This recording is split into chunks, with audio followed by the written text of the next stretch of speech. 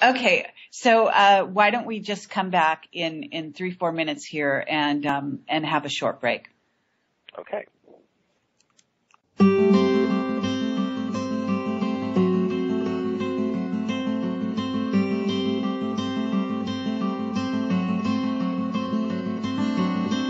Our colony is shining through the shaking of the artificial moon, the light of the moon.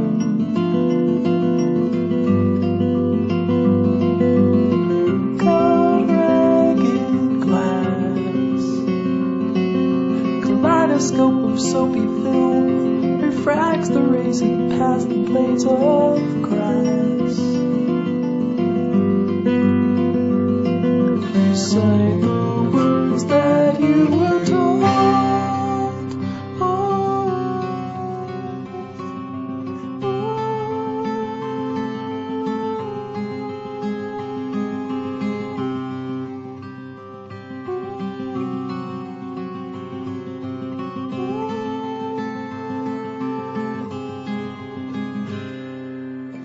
The face of man stare into the center as the colors bleed away, dry as drain.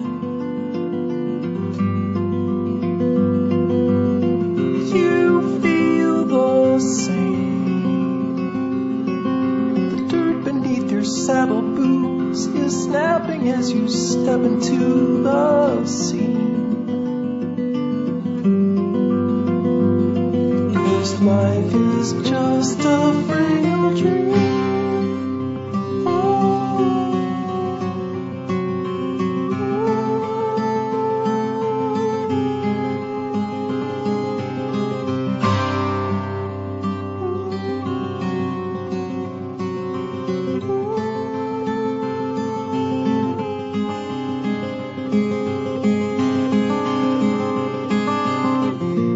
Don't you ever worry about those dizzy spells you feel.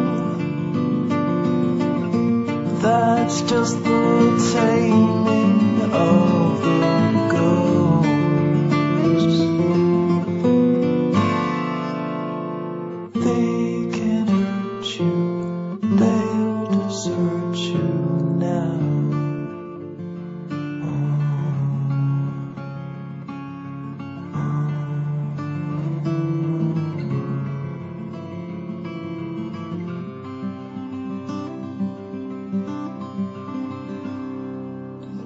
Take up your arms.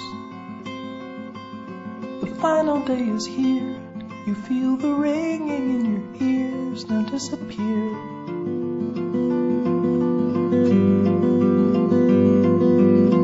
The flaming sky,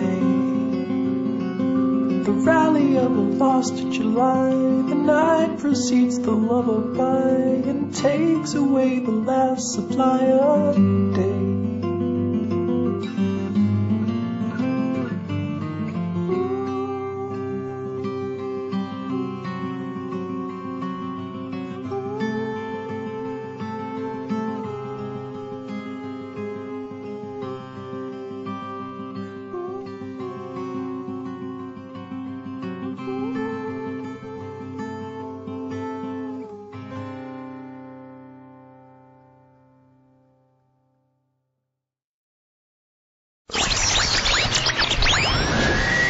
Dit is ArgusoogRadio.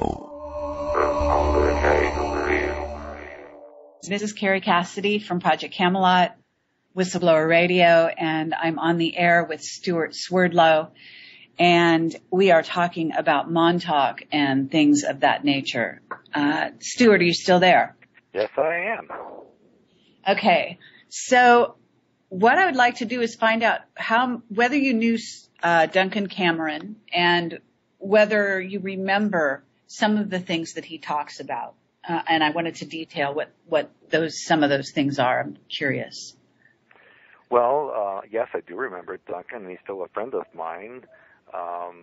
And he was, of course, as everyone knows, one of the lead psychics in what was called the Montauk chair.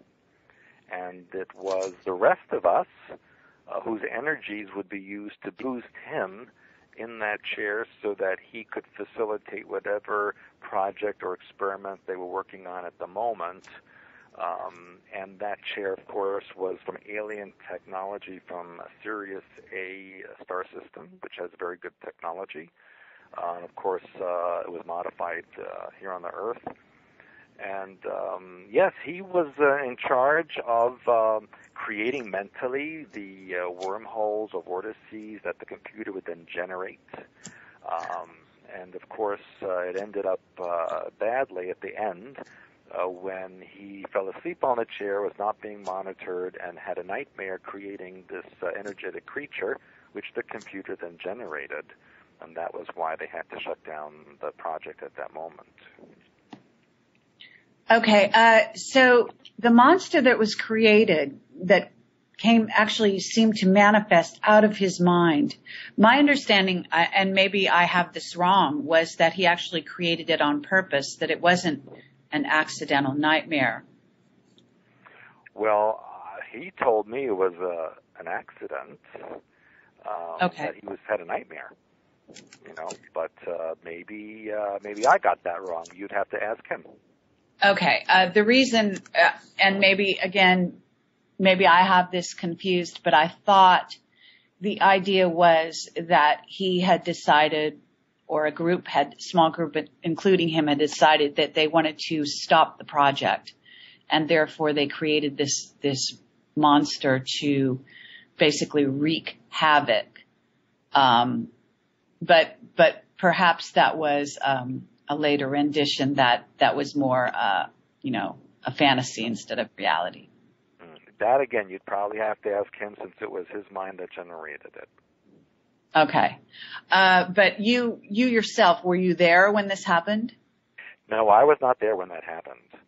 Okay. In fact, I was at home when that happened. I'll never forget, because when they shut down that project so abruptly, to me, it felt like someone unplugged me from an outlet.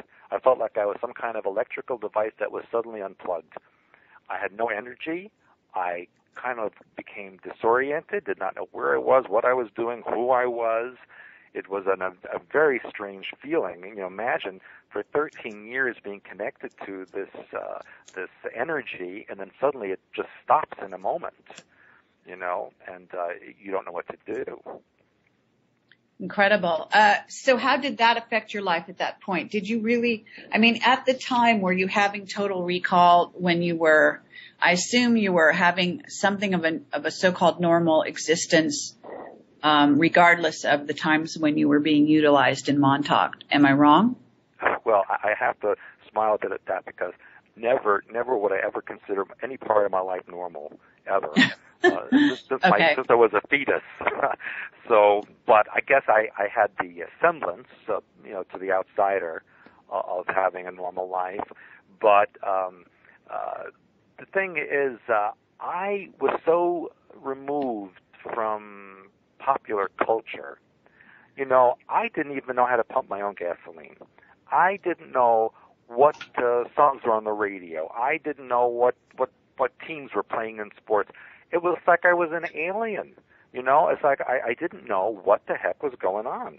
And I had to suddenly learn everything, which was very difficult. But beyond all that, the emotional stress and trauma of suddenly being unhooked from this monstrosity of a project after so many years, it was absolutely amazing. It was kind of like, being a drug addict, and suddenly you can't have any more drugs, and you got to go through detox. And it's very bad. Many people became alcoholics. Many people became drug addicts. People turned to life of crime. People did not know who or what they were. Those who were left at the end and survived. Quite honestly, I did become an alcoholic after that. I had to drink away the memories. I never lost any memories. That was what was so anomalous about me, was that I always knew what happened. I always knew when I was there, what was being done to me. The mask memories wouldn't hold on me. And that's why it became an enigma to them and why they studied me so intensely. And that was probably worse for me because I had more